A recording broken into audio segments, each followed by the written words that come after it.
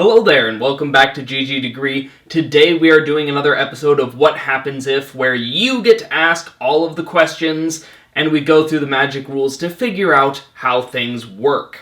Now in my last video I had some people who were even judges a little bit confused about the rules in my comments section, so I am including from the Magic Comprehensive Rules document the exact spot where you can find the rule that we are talking about. In my previous video, I had somebody notice my nifty transition and note that my creature type might be Fruit Ninja. So let's do it again to keep them happy. Hi-ya! Our first question is from Gabriel Gonzalez, who asks, what happens if I have a Core Spirit Dancer and a Battle-Wise Hoplite, and I target Battle-Wise Hoplite with an enchantment? Do I draw or scry first? So if we read these cards, we see that Core Spirit Dancer says that when you cast an aura spell, then you draw a card. Where Battle-Wise Hoplite says when it's targeted, then you put a +1/+1 counter on it, and then you scry. So does he do the +1/+1 counter and scry, or does he draw first? This is quite similar to the previous video that I posted, but that was between simultaneous triggers between you and your opponent. So what happens when both of the triggers were triggered by you? Well, the answer is actually really simple. When you are in control of simultaneous triggers, you decide which one happens first. Would you like to draw first? Would you like to scry first? It's up to you, buddy. Our next question comes from Kyle McDonald, who asks, what happens if you flip Thing in the Ice with Rise from the Tides? Do you keep the tokens? Wow. I'm imagining that happening and it sounds pretty savage. But does it actually work that way? Well, let's take a look. Now, Rise from the Tides is basically just a sorcery that puts some number of zombie tokens on the battlefield. Now, what does Thing in the Ice do? It's a little bit more complicated. It comes into the battlefield with 4 ice counters on it, so I'm assuming that there's only 1 left here.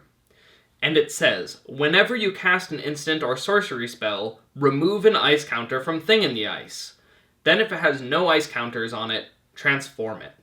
Now, this is saying whenever an instant or sorcery is cast. So currently, that thing is still on the stack. It hasn't yet resolved when we're removing this ice counter.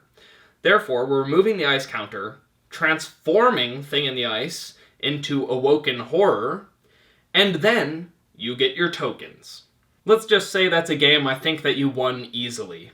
Our last question is from Timmy Setla, who asks, could you run through how Regenerate works in the next episode?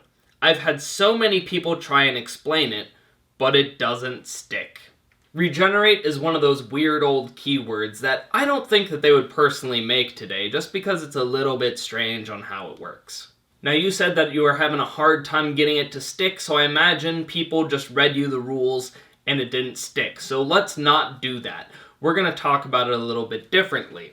So imagine that you have a creature with Regenerate. When you activate the regeneration on this creature, imagine that you're putting a little bubble shield around it, okay? And that bubble shield says, the next time that this thing would die, let's say that somebody points a Doomblade at it, or it takes a bunch of damage in combat. The next time that it would die, this shield gets popped, and this creature gets tapped. It's kind of tired after surviving through death. In addition, it also gets removed from combat. It's not blocking, it's not attacking, it's just tired now. So once again, Regenerate, big shield. If it takes a bunch of damage that would cause it to die, or you put a destroy effect on it, it lives through it, but it gets tired and gets tapped down. This won't save your creature from something like Deathwind, though, which isn't combat damage or a destroy effect, so keep your eye out for that. It's been fantastic going through the rules again with you folk today. If you have any of your own rules, questions, or riddles, feel free to add them in the comments. And as always, I'll see you next video.